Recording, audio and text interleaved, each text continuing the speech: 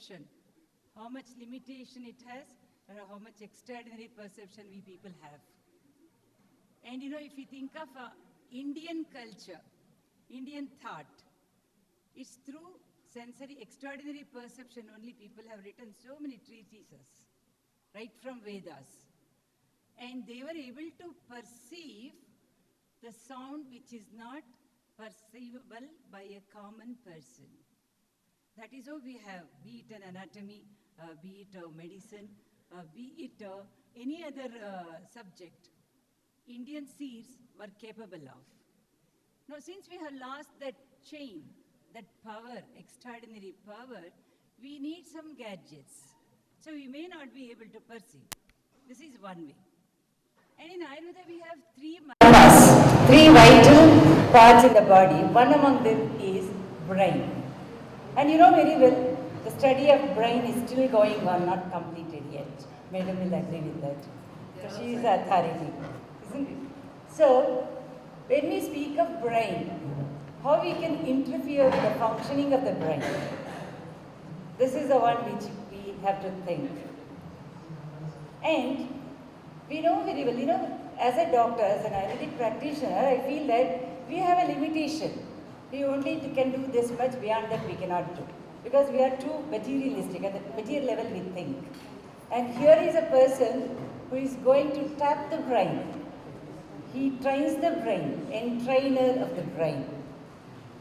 He is PhD in Christian counseling. Then he has to his credit many of the certificate courses. Has done hypnotherapy, neuro-linguistic, psycholinguistics, and licensed trainer for Society of Neuro-Linguistic Programming. I need not talk much another. No, you thought you will call him? Oh, sorry. Sir, please come, sir. That was your work as a master of the ceremony. Yeah.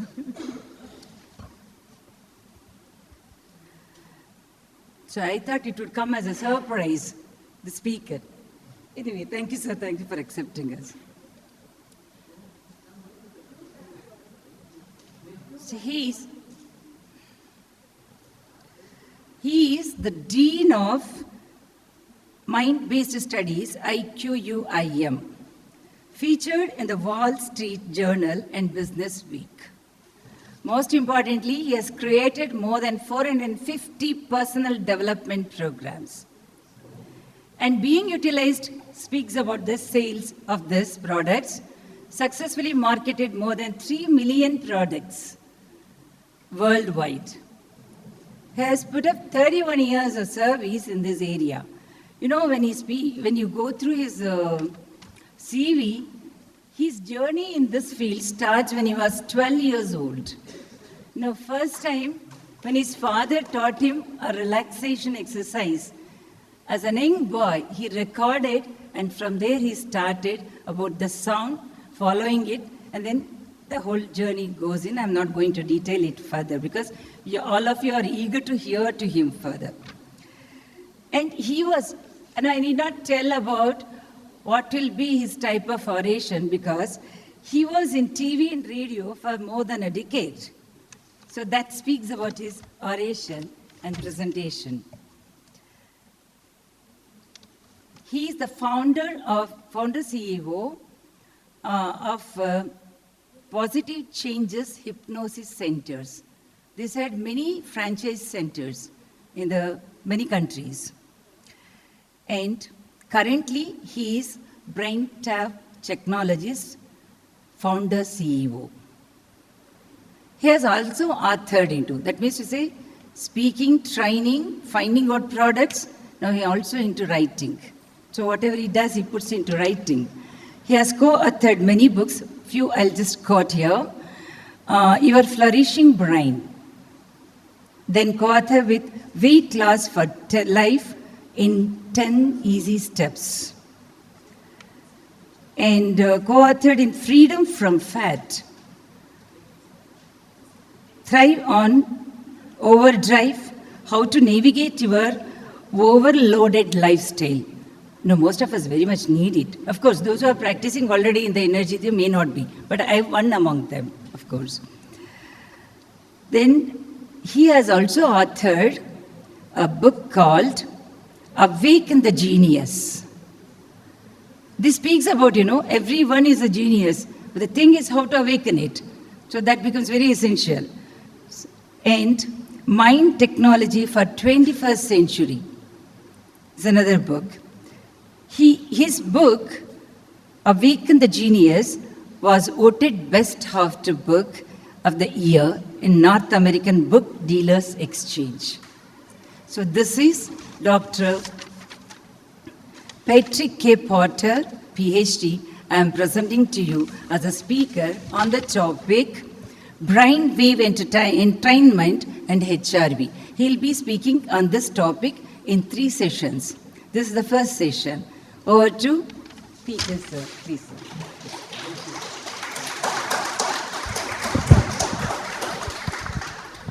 I'm also going to move around a little bit, so I don't like to be tied to a podium. So, yeah, how many people have heard me speak before in the group? Has anybody heard it? Okay. All right, one of the things that you talked about, I'm going to give you a code at the end of the talk today, so you can go download my book for free, no cost, and so you can learn a little bit more about it. I do have, I guess, approximately 2 hours when you figure this all out, but there's so much I want to share with you. You can get it, you can try out our app for free, so there's no cost to you. I just want to share it with you so you can learn about it and grow from that. So the first thing I want to talk about is how stress. Anybody here have any stress? Okay, a little bit of stress, right? So we live in a world, right, where there's internet, there's so busy. I mean, we were driving across Bangalore last night at about 10 o'clock at night. It was as stressful as I've ever been, and all the traffic we have, all of that stress is influencing our nervous system. What we say is it hijacks our health. When that happens, all the good things that you do, and in medicine right now, we can take medicines, we can take herbs, we can do all of those things with our body, but as long as we're under stress, most of that is just flushed out of our system. Because if our body isn't, there's 2 or 3 different things I want to talk about as far as that goes. When I get into the HRV, which we're going to do tomorrow, and then we're going to do a demonstration on Sunday where I'll actually show it in front of the group, we have 3 systems that really need to regulate on a physical level. So we're going to talk about the mental level too, but we have our parasympathetic system. Think of that as your healing brain. When you get into that healing brain, now that's something that really, the people of India, you've been talking about this since before recorded history. If people could use their own brain as their own medicine, your mind is your medicine, but really it's your higher mind. In that part of your healing brain, if you turn it on, everything else works. What happens is it gets hijacked by your sympathetic system. Think of that as your survival brain. So as long as we're in survival mode, like how are we going to pay the bills? How are we going to feed our family? How are we going to take care of things? Is everybody safe in the world? As long as that brain is active all day long without taking any breaks, the system doesn't get to disengage. So think of your healing brain as your accelerator. You're putting your foot on the gas pedal and you're accelerating. Think of your parasympathetic as your brake. Right now, most people, unfortunately, in the world have their foot on both of them all the time, so your nervous system doesn't know what to do. That engages another system of the body called your neurohormonal system, okay? So your neurohormonal system is your endocrine system, your adrenals, and that's when you have to go see the medical doctor, right? Because something starts to give out. That system burns out because the physical world is the one that is the most impermanent. Okay, so we all think that we live and die, but a good friend of ours up in Delhi just yesterday explained to us that we're already dead. You have to understand that when Dr. Avik explained that to me, he went to somewhere in India where you can go, if you're supposed to be there, they've already written your name down. They know when you're going to be there. They know your family. And I read about this in Yogananda's book. And if that's already been written, it's already been done. We've already done this. We've already met. You know me and I know you. I consciously don't remember it, but maybe when we do speak eye to eye, there's a recognition on a soul level. And we go, oh, we're part of a soul group. I know personally that I must have been Indian a lot of lifetimes, because not only do I love your food, I love coming over here. So there's something going on there, but a lot of people get uncomfortable if they go into a foreign country, let's say, and their nervous system gets all shook up. So when we talk about this stress, what I want everybody to do is take your hands, just stretch them out, put them together for me. Put your hands together, and notice the thumb that's on top. Put your hands together. Just go ahead and put them together. Now, make sure you make a commitment. Cynthia, why don't you come up here? This is my wife, Cynthia. She'll be my assistant for the moment. Put your hands together so when you put them together, show them, just bring it down. See how she has one thumb on, her thumb is her left thumb's on top, okay? How many people have their left thumb on top? How many people their right thumb? Okay, does anyone know what that means? Thanks, Cynthia, that's all I need for right now. So, what does it mean?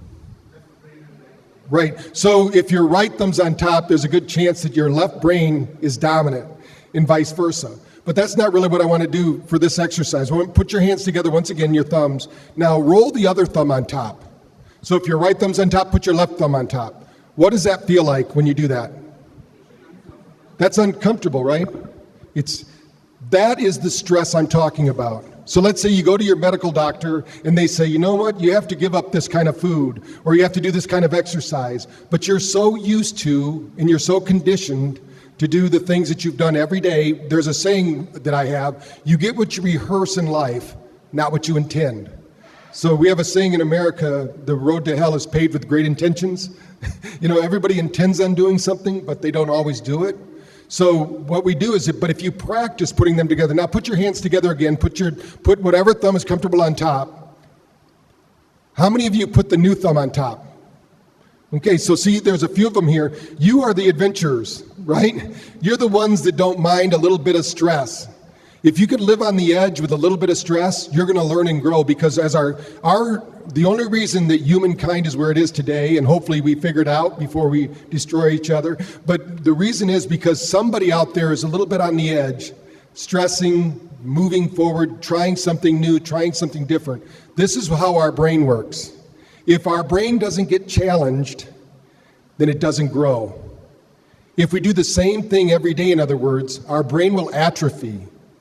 So when we talk about this stress thing, what it does, this stress goes to the weakest point in the body. So you might go to your doctor and say, my foot hurts, my elbow hurts, I got a headache.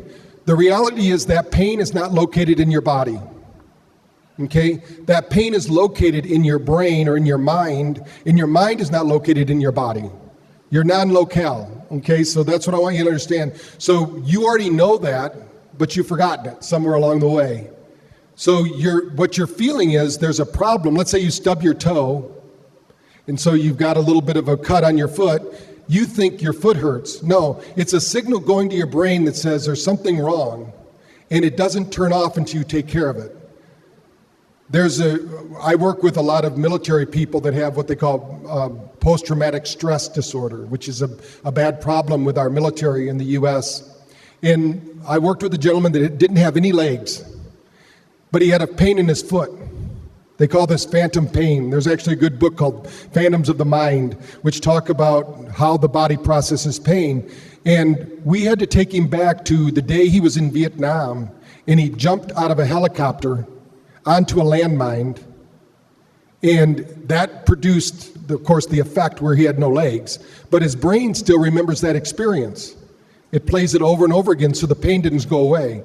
As soon as we could get in touch with that subconsciously right now, most of you feel like you might be consciously driving the car, but the reality is you're a passenger. There's a movie in America that was Freddy Krueger. It was a crazy movie where this guy's killing everybody. I tell people that they feel like they're in the back of the bus, somebody else is driving, and it's Freddy Krueger. This crazy person's driving the bus, and you're in the back, and you think you can tell him what to do. That's your conscious mind. So until we calm down that mind, and that's the survival brain, remember, it's running around going, oh no, what's going on? We need to calm that down to let your subconscious take over. I call it the other than conscious mind. You have a supreme being. In India, you call it the Atma, or the supreme being. The reality is that what you need to know doesn't come from books.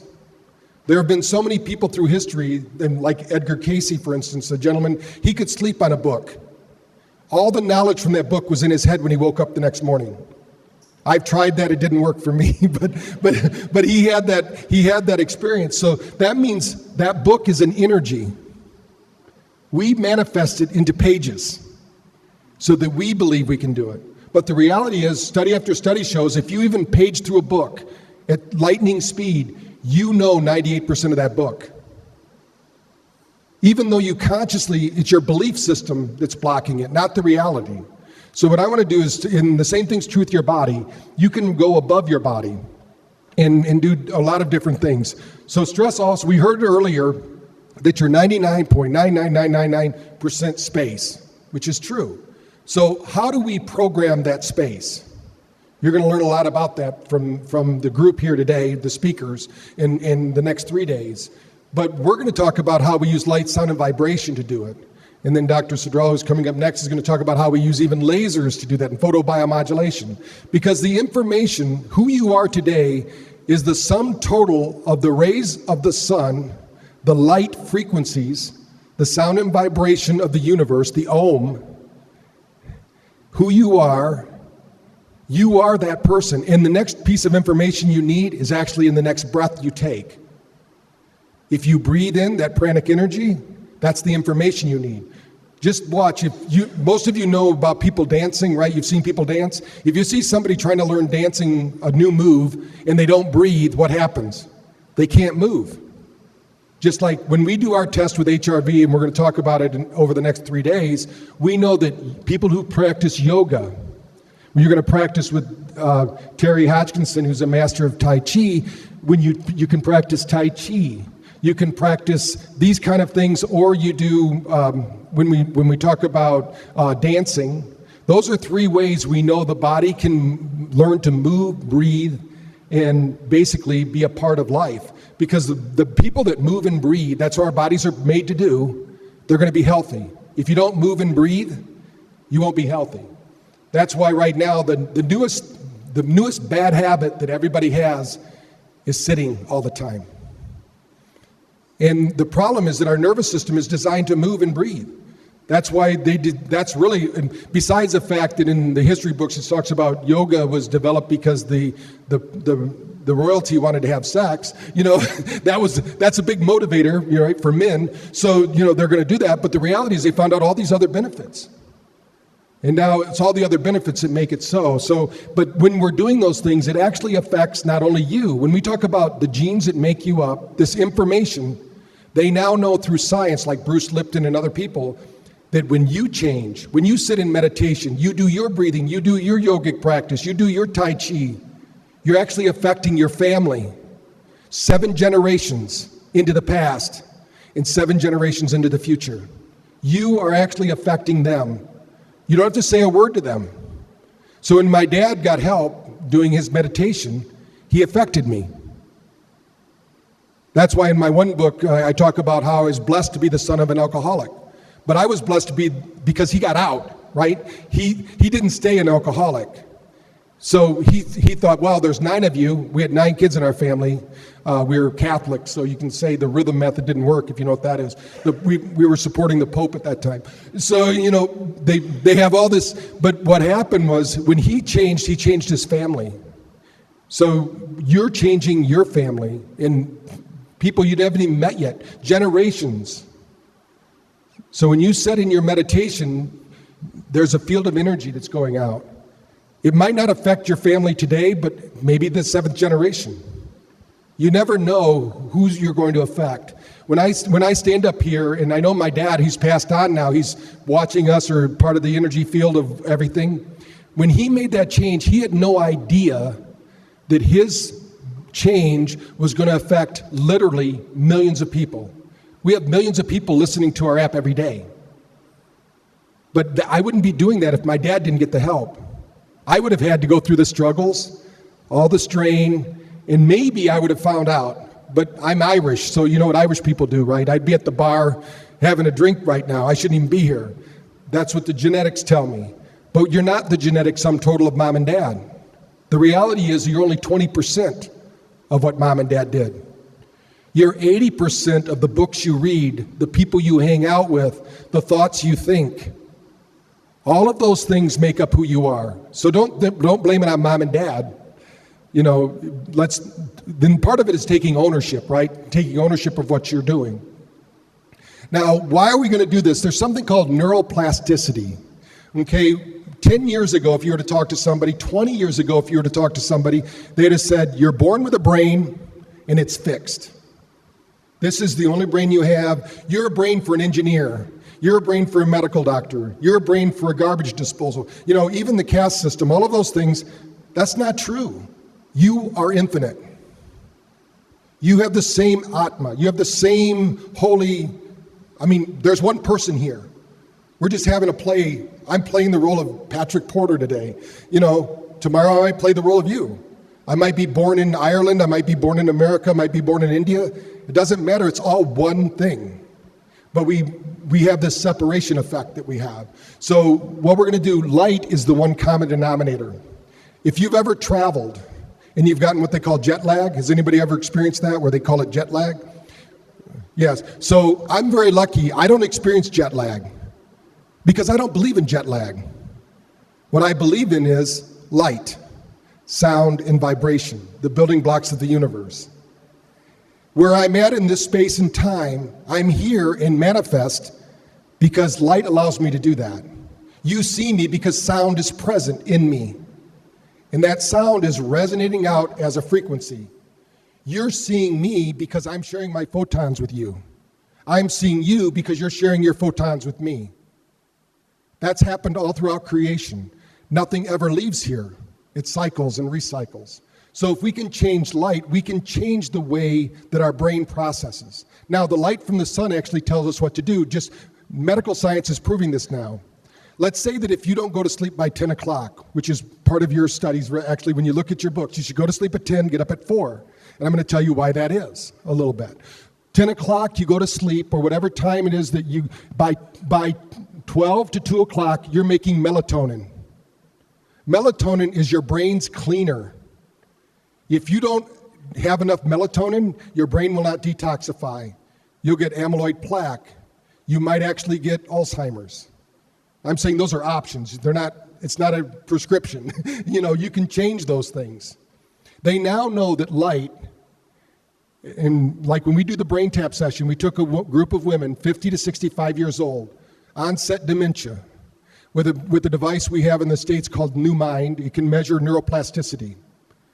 We took them before the study, 6 weeks, only using Braintap, light, sound, and vibration. Within 6 weeks, they were no longer on the spectrum for dementia. They had 64% more neuroplasticity in 6 weeks. Their gamma, which is another brainwave frequency that's now being talked about. And by the way, gamma is experienced by, if you have anybody that really meditates correctly, like the Buddhist monks or some of your gurus, they know how to meditate, they get their vibrations up there. This gamma is what you see when you watch. They've done studies with Buddhist monks where they've actually put cold towels on them in the middle of winter. They start chanting and doing their thing, and the towels start steaming, and they actually dry the towels in the middle of winter. You know, most of us, they throw a cold towel on us in the middle of the Alps. Like there's a guy named the Iceman, Wim Hof method, who does this breathing technique. Well, when they do this, we can all do that. What we've shown with Braintap is the average person with just one session of Braintap increases their gamma by 23%. Not because we're asking you to go to gamma. Here's the beauty of your brain and the way that it works with light. And we're going to talk about a little bit more about sound and about vibration. As you work with these, when this is happening, there's something called a tuning fork. Does anybody here know what I'm talking about? You hit it. Let's say we have a tuning fork that's tuned to alpha. We go bing, and then everything else that's right in that same frequency, it'll start to vibrate and resonate. In fact, if you go on YouTube, you can actually see resonancy where people can sing and they can shatter a glass. Because what the guy does is he hits the glass, he listens, and he's got perfect pitch. He then will sing his voice at that perfect pitch, the glass shatters. That's what your brain does to amyloid plaque when you're in gamma. It resonates a frequency, it bursts the gamma through the brain, but you do that from alpha. That's where everybody meditates, right? There's a 10 hertz frequency. That's a powerful place. And what they know, when you're going through that frequency, when we relax, we get into alpha, bang, we don't hear it consciously, but the frequency, you've probably all been meditating, hopefully, at some time, and you feel your body start to quake. It's not just Kundalini being released. Every cell has that intelligence. Your memory of who you are is being woke up because we're not who we think we are. In fact, when the Sufi master said, the seer can never be the seen, we can't be this thing we see. We're seeing the projection of the thing that we see. And it plays out. So it's all done through these light, sound, and frequency game. Now, how do we get to alpha naturally? Most of the population of the world at one time or another, in fact, even today, 90% lives near a body of water. The reason is water resonates, especially ocean water, that's why they're there, it resonates at 10 hertz frequency.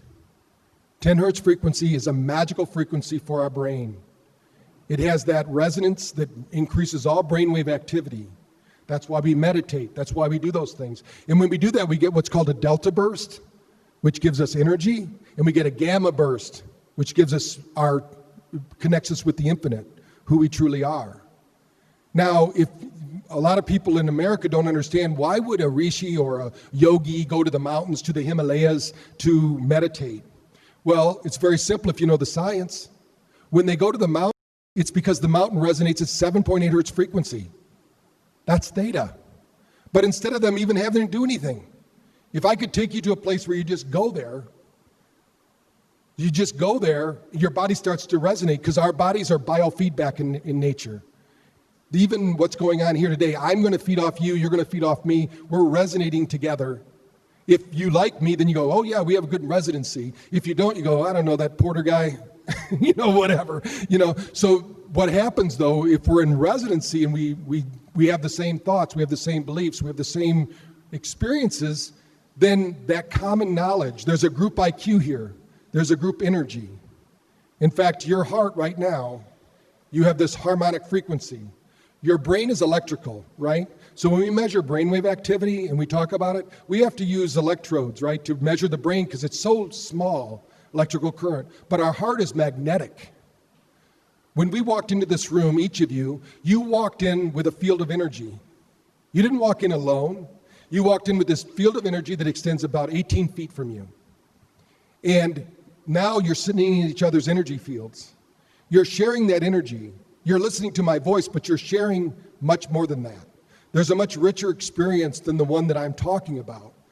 That's why you're here, not to just hear me, but to get this group is creating a resonance. And it's going out into the universe, into the infinite. And it will come back at some point. Or somebody 1,000 years ago called this meeting. Not yesterday, not when Rita put the news on the internet. That's just the aftermath of what's going on. It all happens through light, sound, and vibration. So when we talk about throughout the next 3 days, and we're talking about how light, sound, and vibration works, these tools that we have, these are just, when we talk about gadgets and things like that, these are just tools that we use. So I want to kind of take you back in time. How many people in here have done a Jyoti meditation or a candle meditation, is what they call it, where you look at a candle and you gaze at a candle and one of the techniques that they used to use is you would stare at a candle, defocus, and breathe. And you'd breathe just enough to make the candle flicker. And when you do that, the reason they do that, when you do that, what happens is that candle is actually flickering at 10 hertz frequency, alpha. How did they know that? Somebody had to know that. They had to have tools back thousands of years ago. They had to have ways. Now, why do we have to sleep? And just to put this in perspective, we just learned this up in Delhi just a few days ago. So I always like to borrow what I learned from other speakers when it's appropriate. Dr. Avik was doing his research, and the reason that you're told to do your meditations between 3:30 and sunrise is because of the light, infrared light. That's when the most intense infrared light is hitting the planet. And if you go outside and you get in the infrared light and you bathe in it, you do your yogic practice in it, you do your Tai Chi, that's what they do in China. They get out in the rays of the sun.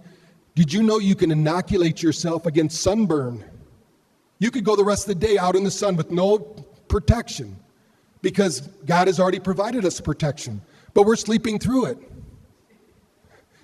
But if we got up and bathed our bodies in infrared, those receptors on our body, the protective receptors, are activated. It also is the most healing frequency to our body. Now, how did the rishis know that? Where did they get that knowledge? They had to have tools for it. They had to have technology way beyond what we have today. They didn't just sit around and chant. They actually had scientific tools that proved all this. So when somebody says traditional medicine, they're totally wrong. What the medical community is doing has only been around for, 70, 80 years. That's the alternative. The reality is that most of India, if you would read your books, already has all this. You're just not using it, or you've forgotten it. And it's kind of sad, really, that a lot of the youth want to be like Americans, because they're just running around like chickens with their head cut off, trying to get something, trying to be busy, busy, busy. And really what most people need is to slow down, become more present. That's why the mindfulness movement, people saying they want to be more mindful. Most people, unfortunately, are more mindless. They don't know what to buy unless they would see it on television or an advertisement. Well, we can change that by tuning into these different frequencies. And the nice thing is that you all have, like when Rita was talking about your DNA and your perfect encoding, they now know that light resets. We're going to learn more about this from Dr. Francisco, so I don't want to take all his thunder. But when you put light into the body, the mitochondria in the nitric oxide and all those wonderful vasodilation, microcirculation, all those improvements, and then the cell gets that ATP production. When that cell kicks back on, it gets the original instruction set. You have an original instruction set. It never leaves you. It's imprinted in you. And it's not your physical form. You have a spiritual form that overlays on this physical form. And to the degree that we allow it, you don't have to be anything. You don't have to become anything. You don't have to read any book. You don't have to chant anything. All of those are just tools that get us to realize we already are what it is we're trying to get to.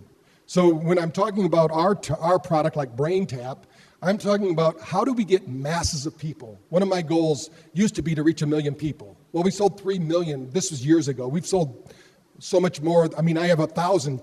This is a really old one that she talked about, which is fine. I mean, because it's too long anyway. But I'm not here for all that. But we have a goal now. We want to reach 1 billion brains.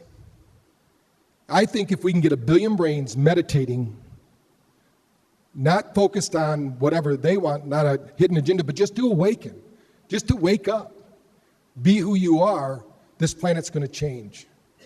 Right now, because of greed, it's not going in the right direction, so we need to change that. We're at a very important time in history. And I think that's why people are waking up, like meetings like this. So when we do this, and we talk about neurohormonal modulation, when you sleep at night, too, by the way, as you go through your sleep cycle, each of these different brainwaves, and we're going to talk about this more tomorrow, each of these different brainwaves are actually activating your own neurohormonal system. For instance, when you go into alpha, you're creating acetylcholine. Acetylcholine is the neurotransmitter you get when you're in love.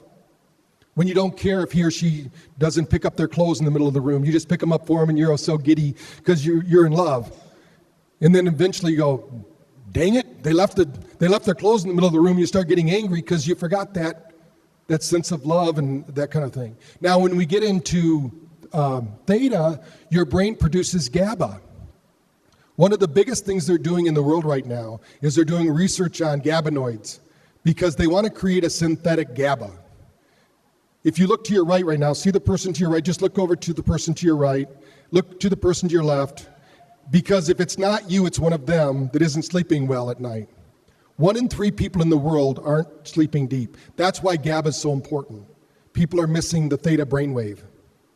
In one of the research studies that we heard about Dr. Vic's daughter actually did a research project. She presented in front of 2,000 children up in Delhi, and that's one of the reasons we went up there. And she did a project with the school kids, and she showed if she could improve the students' theta, how much smarter they'd be. And they did 3 different tests, which I won't go into detail with, but she found a significant improvement by just doing 1 theta meditation. Just 1. So imagine if you do it over time. your brain starts to habituate or create habits of learning that help you to improve. And why do I say that? When you're in these states of alpha and theta, where you meditate, you create something called hypermnesia, supermemory. So when somebody starts meditating, their life just starts to improve because that's the natural state we should be in more often, not less often. So that's part of what we're doing. When we talk about neuroscience, and I'm not going to go into all the details about this, but in Neuroscience Bulletin, they talk about light therapy. This is the medicine of the future. Most people think of it as only lasers. Lasers is one of it, and we're going to show you some lasers and things like that. There's high-powered laser, that's coherent light. You can get it to frequencies that actually burn the body or heal the body. I have a brother-in-law that's a maxillofacial surgeon, and if you want something changed on your face, he can rebuild your jaw and all of that. Most of that's done with lasers today. It's just like you see on television. If you took somebody from the 1930s and they were to see what we're doing in medicine today, they think they were, no way would this ever happen. This is magic. But it's been said that any technological advancement that is indistinguishable from magic, people think is magic. So lasers and light is like magic. The body just responds to it. Now it also responds to sound, right? If we were to all chant Om 3 times, we would start to synchronize our brainwaves. There was a study done by Dr. Jockman. He wrote a book called The Crystal Planet. And what they did is every person in this room has a resonant frequency. You actually have a tone that tells the universe, this is you, your 75 trillion cells, stay in this solar system. And by the way, they say that our solar system is only big enough to fit your consciousness into. You are the universe. So this is the universe. So you have this resonant frequency. Now they're able to point a probe at you and actually register that frequency. Every one of you has a different one. So what Americans do, right, is they mechanize it. They want to put this in the military to figure out how many people, and they did this during Vietnam, and they thought we could point this toward the jungles of Vietnam and find out how many of the Viet Cong were there so we would know what to do, because that's what they do, unfortunately. But when they put this up in a satellite, they pointed it back at the Earth. It scared the heck out of the scientist. It registered one being when they pointed it at Earth, and it made the sound of Om. Can you imagine that? How did the rishis know that? How did they know that the Earth, resonant frequency, tone, sound in the universe is Om? Those are science. It's science. It's not, this is science now. I mean, everybody thought it was religion, but it's not. It's science. All these things are scientifically based. We just don't know how they became science, how they became religion or science. So all these things are happening in the world, and now what's happening is neuroscience. These are people, these are the big brains, right? These are the people that are trying to figure out how our brains work. And Dr. Francisco, who you're going to hear in a moment, he's a neuroscientist, so I'll let him be the big brain up here when he talks about it. But that's the way it works when you're doing those things. So I want to talk just a little bit about neuromodulation, and then we're going to do a little guided imagery today, so we can learn about it. So when we talk about, this is typically, I don't know how much room I have here, this is typically the way somebody's brain works. So you don't just operate in one brainwave. This is, by the way, we're going to do a demonstration on Sunday where you can see this in real time. We'll bring somebody up, we'll get a scan with them, we'll have them do a brain tap, we'll do a pose so you can see the reaction. Most people, unfortunately, are running around the world in delta. There's a saying in America anyway, I don't know if it's here, but they say the masses are asleep, like they're sheep, they just follow around. Well, I've done about 10,000 scans, brain scans, and I'm going to say most of the people I've scanned, at least 95% of them are asleep. This is what their brain looks like. This person is 41% delta, although I would say most people we scan are over 50% delta. So I don't want the healthiest person in the room when I ask for a volunteer. I want somebody who's maybe a little compromised, and then we'll get a good reading. When you get A students, it's kind of hard to make an A student improve. You know, when we do our studies, we always look for C or D students. You know, those are the best ones. So what's happening here is that's not a good brainwave. This is a good brainwave. This is what happens to this person after they do a brain tap session. So when we talk about a symphony of brainwaves, I don't know about you, my son used to play the viola. And if you've ever heard it, if you heard a viola alone without being part of a symphony, it sounds like you're killing cats. It's terrible. I'm like, I told my wife, I go, is he doing it right in there? You know, it just sounded terrible. But when you hear him with the rest of the viola section in the orchestra, man, it sounds really good. That's the way our brains work. So if somebody just has one brainwave, they can have a lot of problems. Let me explain that. If this person over here in the before section, that's a sleeping disaster. Because while they're awake, they're trying to be asleep. Now what's going to happen when they go to sleep? They're going to try to be awake. Because all this stress, all this inflammation, this is either something happened to their brain through an accident or something like that, or they just have so much inflammation they can't shut it off. And it's like running through your day with a parachute behind you. And then you're just tired all the time. So tea time's every hour, not, not at 2 o'clock in the afternoon or whatever. So what we want to do is the energy, most people think, and this probably happened to everybody in this room, you're really hungry, and you don't have energy, you go, I need to eat. You eat your meal, and as soon as you're done eating it, you put the spoon down, or you wash your hands, whatever you're doing, and then you go, man, I feel good, I just ate. Does that ever happen to anybody where you feel like you just got to lift? Well, physiologically, you didn't get anything from that food. It takes at least 30 minutes to 40 minutes, even an hour, 2 hours, 3 hours, 4 hours to manifest energy from that food. But psychologically, you got energy. So the reality is that you don't get energy from food. Food is just light condensed, right? So what happens is we get energy from the air we're breathing, from the energy that surrounds us, from our mood and our attitude. Our brain literally modulates how much energy you get. The one on the left, no energy. That's telling the body to shut down, reboot, because your brain is inflamed. And it will do that at all costs, because let's say 10,000 years ago, we didn't work like we do now. In fact, the average person, even 100 years ago, slept 12 hours a day. I don't know about you, but I can't remember the last time I slept 12 hours. But now the average person in the world sleeps about 6 hours. That's a big difference. Because we're designed to rebuild and reboot. That delta is supposed to be, that's where the unconscious takes over and rebuilds our body, takes short-term memories, makes long-term memories, and really rebuilds our brain, but we're not giving it time to do that. That's where meditation, yoga, tai chi, dancing, things we do that are fun, that really liberate our body, that's what we really need. Now that brain, that's a person that could work all day. They would never need chai. They wouldn't need coffee. They wouldn't need a stimulant. They would be high on their own life because they're modulating their brain right.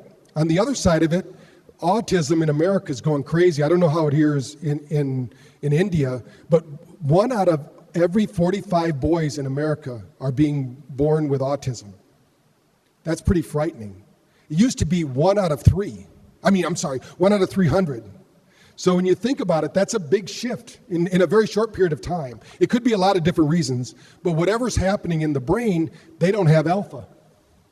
If you do not have alpha brainwave activity, you will demonstrate autistic behaviors, because autism is a modulating frequency that takes the stress of the day, beta, that's your reactionary mind, your survival brain, and modulates it to theta, which is your healing mind, your healing brain. And if you can't modulate those, you get a disconnect.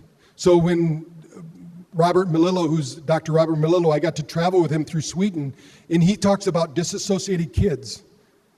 These are kids with autism because they get stuck in theta. They don't know the world exists out here. Like when somebody says going to samadhi and they don't even care what's happening out here, they're in deep theta, and correspondingly, they're in deep gamma. So there's always a corresponding brainwave. It's not just one. There's always got to be the balance in this reality. But if you don't have theta, you can't jump. It's not a digital reality. It's an analog, like a sweeping clock, not a digital reality. Now, if somebody's missing theta, which unfortunately is like the adults that aren't sleeping well, they're not going to sleep because you can't make the jump from alpha, which is high energy, to delta, which is sleep. So the brain stays awake. So you have to train your brain to do this. Now, this can all be done through proper meditation, but the problem is people don't have time for that.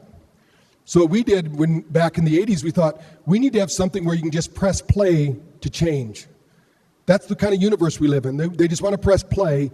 I just want to tune into the universe. I want a universal remote that says, put me in contact with God, and I'll be there. So that's what we're trying to do. I don't know if it's working or not, but a lot of people are finding good results with it. And we can verify it with science that something's happening. So the key here, and what I'm going to go over in the next 2 days, I'm going to guide you all through a little meditation here in just a moment. But we want to get that brainwave. That's the one you should wake up with. If you have about 35% alpha, 40% beta, you're going to have all the energy you need. And then you can see over there the purple, the gamma. You want to have at least 6 to 10% gamma. Now, if you're a healer in the room, if we scanned you, you'd probably find you have 23 to 30% gamma. And some people they don't even know they're healers. We've had doctors that come up, they don't know, but they have this brain just like somebody who's a Reiki master. They don't even know that because they think the medicine's healing people. The reality is you're healing because your energy. We are like acupuncture points.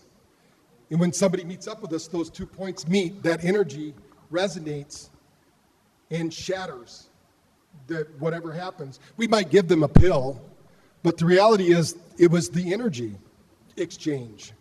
So the more you believe in your therapy, the more it's going to work. The less you believe in it, the less it's going to work. So we've seen this over and over again through time. So what I want to do now for the ending this session today, because we're going to do 2 more of these, is I want to just take you through a little visualization as a group. Okay, so put your things down on the floor, whatever, and I want you to just sit with your feet like this, and then just put your hands in your lap, and I want you to roll your eyes upward. You've seen the pictures of the saints with their eyes rolled upward. What they found now scientifically is when you roll your eyes upward, it's not just to see God. You're actually triggering alpha brainwave activity. Your brain literally begins the process of going into deep meditation just by rolling your eyes up to about 10 o'clock. So you roll your eyes up to about 10 o'clock, then roll your eyelids down. And when you close your eyelids down, make yourself comfortable, kind of shake it out, just get the energy flowing through the body. Take in a deep breath. And then let that breath out with a sigh. Just keeping your eyes closed, just become aware of your body. And as you become aware of your body, just let your body go. You're in your body, but you are no longer your body. You're the energy that's supporting the functions of your body. So as you support the functions, just thank your body. Move down and thank the feet and the hands and just let those go. Let the energy that permeates, surrounds, encompasses all living things move in with the breath. Allow the breath to educate the body, to move the body from its place in time now to a perfect space, a place between the tick and the tock of the clock. Just allow yourself to be present in the most powerful moment in time. That moment is now. So right here, right now, shift to the hands, feet, now the legs and the arms, knowing that, of course, as you practice becoming aware of the body, you can go even deeper, further inside.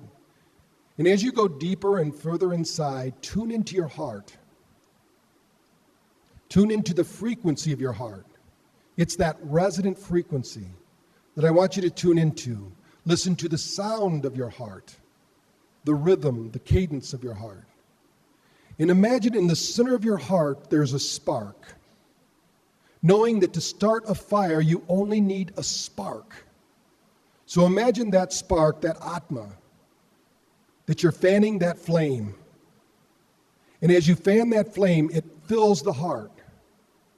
And from the heart, circulating blood, the photons of the body absorb that light, circulate through the system, and activate the cells, systems, and organs of your body to the next level of light. And as your body fills with light, imagine it filling up, moving up through the spine with each breath. As you breathe out, notice the light becoming more and more intense. As you focus that light from the heart, move it up to the middle of the brain. And imagine that you could actually begin to feel your glandular system, the pineal gland, pulsating like a heart, resonating frequencies out to the heart, to the right side, the left side, filling the body with light. And then imagine as that light intensifies, that it begins to burst outside yourself just outside your skin, so that you're glowing and radiant with light. And with that glowing and radiance of light, imagine that you begin to grow that light, bringing it in from the inside out, so that you begin to feel the light of the person to your right, and you begin to feel the light on the person to your left. And you begin to absorb that light, and they begin to absorb your light. And as you continue to feel that heartbeat, there's a resonant frequency, a synchronization that happens. All hearts begin to beat in the same rhythm, the same method, the same attitude, the same belief in learning. And the room begins to fill with light. And as it fills this room, you feel it. And as it fills, you feel it going up into the temple that's above us. And all the energy that's there, that's been stored up from all the prayers, all the time that people have set in meditation, all of that energy is being channeled up through the capstone of the pyramid on the roof, being broadcast out. The pyramid representing your basic building block of human existence, the carbon atom, exact replica of pi, the pyramid. You are aligning with that pyramid that sits on the top of this building. Like a laser, you are lasing light. You are the light. And you feel the light as you move with consciousness up through the capstone, and you observe this experience from that perspective, that universal perspective, that you are the light, and the light is you. Imagine you could draw that light down now, from universal consciousness, down through the pyramid, down through the temple, the surrounding people, into your own heart. And you can feel it circulating through you, back up through the pyramid, down through the pyramid. Just the same way our circulatory system works, you're now bringing in universal consciousness, bringing in the quantum energy that you are light, that you are divine in nature, that there's no happenstance, there's no coincidence, that you're here by divine appointment. So imagine that you're willing to wake up your consciousness to be who you were designed to be, thousands, millions, at the beginning of eternity. For you were there in consciousness. That's why you're here now. Imagine the way you will shift your thinking when your eyes open, and your ears open, and your body becomes open to the light. And when you're ready to experience all of that you are infinite. That for you there are possibilities beyond anything you've ever imagined, with resources you didn't even know you had, triggered by words, thoughts, and deeds that you haven't even thought about. And when you're ready to have one of those type of experiences, allow your eyes to open, take a few deep breaths, and say to yourself, wide awake, feeling fine and in perfect health, feeling better than before, and this is so.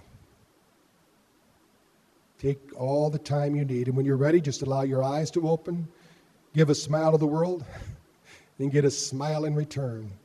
I want to thank you all for allowing me to share today.